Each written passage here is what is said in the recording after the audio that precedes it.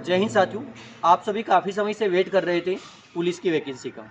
आज खुशखबरी है, पुलिस की वैकेंसी आपका आ चुका है।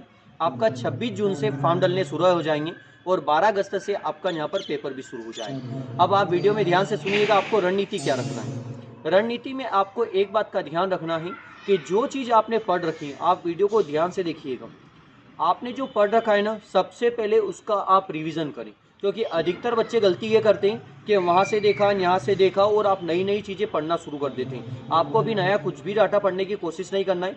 सबसे पहले आपको रिवीजन कराएं। अगर आप 2 साल से तैयारी कर रहे हैं, आप 4 साल से तैयारी कर रहे हैं, तो जितना भी आपने पढ़ा है कम से कम समय में आप रिवीजन कर लीजिएगा। सारा रिवीजन अगर आपका हो जाता है, मैथ्स, रीजनिंग, जीके, सबका रिवीजन होने के बाद फिर आपको नए टॉपिक पढ़ने की कोशिश करना है। इसके साथ में एक बात का ध्यान रखना है, बेटा आपको एक बात मैं बार बार सिखा रहा हूँ कि यदि अगर आपको कंपटीशन में सिलेक्ट होना है तो अब आप यूट्यूब के डिब्बे पे मत लगो। आप ज़्यादा से ज़्यादा अपने ऑफलाइन पर ध्यान दो, क्योंकि आप ऑफलाइन अगर आप ज़्यादा से ज़्यादा प्रैक्टिस करोगे ना, तो आपके हाथों की स्पीड बढ़ेगी, दिमाग की नसें खुलेगी, सोचने की क्षमता आपकी बढ़ेगी। और अगर ये चीज़ अगर आपने कवर कर ली तो आप 100% सिलेक्ट हो जाएंगे। जैसे आप ऑनलाइन अगर प्रैक्टिस सेट लगा रहे हैं तो बराबर प्रैक्टिस सेट लगाइएगा ना, उसको मैं मना नहीं बोल रहा हूँ, लेकिन उसका दिमाग आपको यूज़ नहीं करना है। आपने जो पढ़ा है, जिस तरीके से आप क्वेश्चन बनाते हैं, जो टॉपिक आपने पढ़ रखे, उसके आधार पर जो आप क्वेश्चन बनाएंगे, ये क्वेश्चन बनाना आपके लिए बहुत ही ज़्यादा आसान हो जाएगा। आप क्या करेंगे, यूट्यूब पर देखा, उसने ट्रिक अलग बताया, वो दिमाग में फिट कर लिए। कभी आप मेरे से पढ़े हो, मेरा ट्रिक लगा रहे हो आप, कभी किसी और का ट्रिक लगा रहे हो। ऐसे करते करते आप क्या करोगे, मैथ्स और रीजनिंग में धीरे धीरे धीरे धीरे अपने स्तर को गिरा लोगे। आपको जो हमने तरीका बताया है या आपने और किसी टीचर से कहीं भी अगर पढ़ा है, तो वही तरीका आप आगे भी फॉलो करें। इससे आपका सिलेक्शन आसानी से 100% हो जाए। और आप एक बात का और विशेष ध्यान दें, यदि अगर आपके आसपास में अगर कोई ऑफलाइन क्लास है, मैं ये नहीं बोल रहा आप सक्सेस परिवार में आइए, आपके पास में जो भी ऑफलाइन क्लास है आप उसे अटेंड कर लीजिएगा। अटेंड आपको इसलिए करना है कि आपको अपने स्तर का पता चलेगा।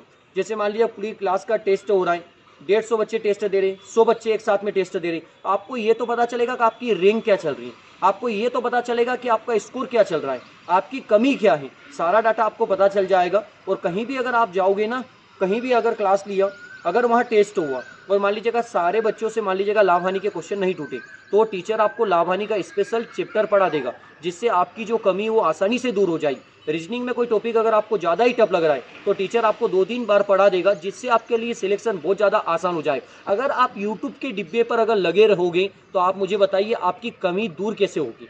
आप तो मेरे को ये बता दो यार, अगर आपके मन में कोई डाउट आया, कोई क्वेश्चन अगर आपसे नहीं बना, तो आप डाउट कवर करने कहाँ जाएंगे? क्या यूट्यूब पर आप कमेंट करेंगे? क्या उस कमेंट का जवाब आएगा? क्या वो क्वेश्चन कवर होगा? तो आपको नहीं आता है, जो चीज़ आपको आती है वो आपने बना ली है, और जो आपको नहीं आता है वो आज भी नहीं आता है, तो आप आगे कैसे बढ़ोगे? आपको जो नहीं आता है उसको आपको कुत्ते जैसे पीछे बढ़ जाना है कि इसको कैसे भी करके हमें बनाना है, तभी जाकर हम आगे बढ़ेंगे। और अधिकतर बच्चों में मैं यही देखता हूँ कि भाई बच्चे आप गलती ये करते हो कि जो चीज़ पढ़ रखी है ना, वही आपसे कंपटीशन में नहीं बनता है, इसलिए आपका सिलेक्शन नहीं होता है। अगर आप मन को थोड़ा कंट्रोल करके जो डाटा आपने पढ़ रखा है उसका रिवीजन अगर कर लेंगे तो आपको कंपटीशन में कोई भी दिक्कत नहीं आती। इसके साथ में एक और बात का ध्यान रखिएगा, यदि अगर आप कंपटीशन में बैठ रहे हैं तो 3 चीज़ें आपके पास में होती हैं। सबसे पहले जो पढ़ रखा वो हमें याद होना चाहिए। सेकेंड होता है टाइम कवर। अगर आप टाइम मैनेजमेंट नहीं कर पा रहे हैं तो भी आपको समस्या हो सकती है। और मान लीजिएगा आप 3 सब्जेक्ट के आप पेपर देने के लिए जा रहे हैं, मैथ्स, रीजनिंग और जीके हैं। मान लीजिएगा मैथ्स और रीजनिंग में आप घोड़े हैं और जीके में आपको कुछ नहीं आता है, तो बेटा आपका सिलेक्शन नहीं होगा। इससे अच्छा बेहतर काम ये है कि भाई मैंने आपको 3 बताए हैं मेन कंपटीशन में, एक बार और सुन लीजिएगा। फर्स्ट मैंने आपको सबसे पहले बताया है कि भाई आपको टाइम मैनेजमेंट करना आना चाहिए।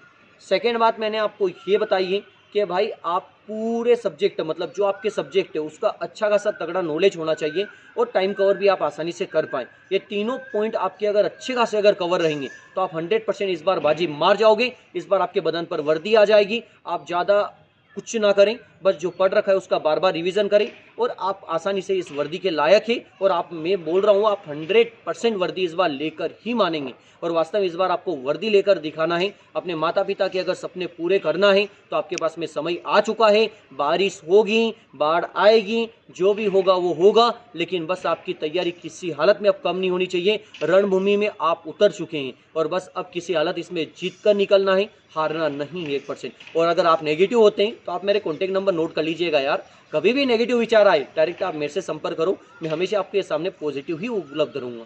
नंबर आप नोट करिए 963029 2023। कर लिया नोट आपने? और भी स्क्रीन पे कॉन्टैक्ट नंबर आ जाएगा, वहाँ से आप मुझे कॉन्टैक्ट कर सकते हैं और आपके दिमाग में कोई नेगेटिव सोच चल रही है। जय हिंद, जय भारत।